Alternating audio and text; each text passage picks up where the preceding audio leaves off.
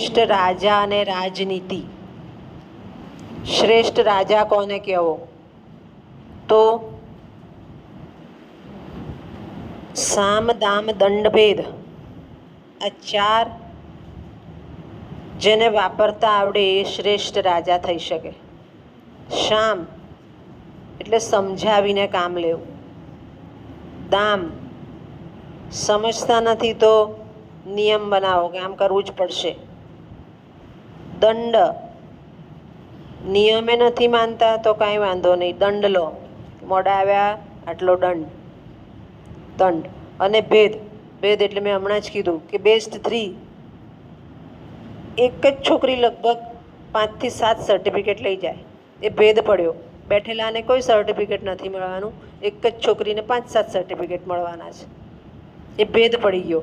પછી ભેદ પડી જાય એટલે રાજા ભેદને જ સમજી જાય કે આ ભેદ છે, એ ભેદ રાખવો પડે. જે કાંઈ ન કરે એને કંઈ કહી શકાય નહીં પ્રજામાં પણ. તો આ વસ્તુઓનો જે ઉપયોગ કરે એ શ્રેષ્ઠ રાજા બની શકે. બીજું, પહેલાંના સમયમાં આપણને ખબર છે, આપણે બોલતા રામ રાજ્ય પ્રજા સુખી. એવું નહીં. રાજાઓ પોતે પોતાનો ખજાનો હોય, રાજ ખજાનો. એમાંથી મેં હમણાં જ કીધું એમ, તમે બધા આબુ ફરવા જાઓ છો, નકી લેક તળાવ એ જાતે બનાવેલું છે માણસે, તો એને રિવોર્ડ આપે ખજાનામાંથી, સોના મોહરો આપે, એની પ્રશંસા કરે. એટલે જ્યાં જ્યાં સારું કામ થતું ત્યાં ત્યાં રાજાઓ એની પ્રશંસા કરતા. પોતાના રાજદરબારમાં નવરત્ન પણ રાખતા. એક એવા રત્નો કે જે રત્નનું કોઈ મૂલ્ય ના થાય પણ એને એ તરત જ પ્રશંસનીય રૂપે ખજાનામાંથી આપે વસ્તુઓ. કે ઘણીવાર ખુશ થઈને હાર પહેરાવી દે, ઘણીવાર ખુશ થઈને સોના મોહરો આપે. એટલે એવી રીતે રાજાએ પોતે પોતાનું ખજાનાનો ઉપયોગ કરવો જોઈએ પ્રજા પાછળ. આપણે ઘણીવાર બોલીએ છીએ કે વેરા, કરવેરા પહેલાંના સમયમાં નહોતા, રાજાશાહી હતી ત્યારે. રાજા પોતે જ પોતાના ખજાનામાંથી પ્રજાનું પાલન કરતો. હવે એના માટે અહીંયા ઉદાહરણ આપ્યું છે કે રાજા કેવો હોય તો જેવી રીતે ગાય છે એ પોતાના વાછરડું જન્મે ત્યારે તરત જ ઊભું નથી થતું, ગાય એની પાસે રહે છે પછી ઊભું થાય છે. જેવી રીતે વાછરડાનું ધ્યાન રાખે છે, એવી જ રીતે રાજાએ પોતાની પ્રજાનું ધ્યાન રાખવું જોઈએ કે ઊભું નથી થઈ શકતું માણસ તો એને ઊભું કરવું જોઈએ. જ્યાં જેની જરૂર છે એને ધ્યાન રાખવું જોઈએ. આવા રાજાને શ્રેષ્ઠ રાજા કહેવાય. હવે રાજા તો શ્રેષ્ઠ થઈ ગયો, પછી રાજનીતિ કેવી? ઘણીવાર આપણે શબ્દ વાપરીએ છીએ કે પોલિટિક્સ નહીં કરવાનું. પોલિટિક્સ એટલે પણ પોતે ઘણીવાર કોઈ વસ્તુને હા પાડે, ઘણીવાર કોઈ વસ્તુને સમજીને ના પાડે. કેમ? તો પરિસ્થિતિ અનુસાર રાજાએ નિર્ણય લેવાનો છે. પરિસ્થિતિ જોઈને રાજાએ નિર્ણય લેવાનો છે. અને એ નિર્ણય કેવો હોય તો પ્રજાના હિતમાં હોય એવો નિર્ણય એણે લેવો પડે. એ નિર્ણયમાં પછી પોતાનું રાજાશાહી ન ચાલે, પ્રજાના હિતનો નિર્ણય લે. અને રાજનીતિ કેવી છે? તો રાજનીતિ માટે શબ્દ વાપર્યો છે વારાંગના.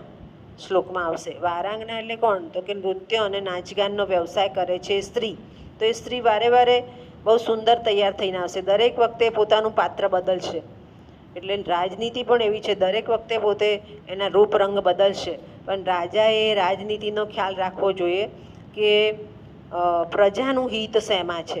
અને રાજનીતિ માટે ચાણક્ય નીતિ અર્થશાસ્ત્રનું પુસ્તક છે, ચાણક્ય નીતિ.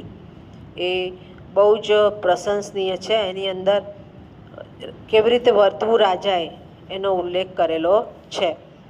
એનું બેસ્ટ ઉદાહરણ ચાણક્ય નીતિમાં આપણે બધા તૈયાર થઈએ છીએ. ને આપણે ઓકેશનલી તૈયાર થઈએ છીએ. તો જ્યારે પ્રસંગ હોય તો લિપસ્ટિક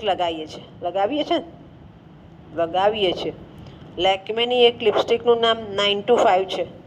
ખબર છે ને? નહીં ખબર હોય તો કહું. ચાણક્ય નીતિમાં આ સૂત્ર છે 9 to 5.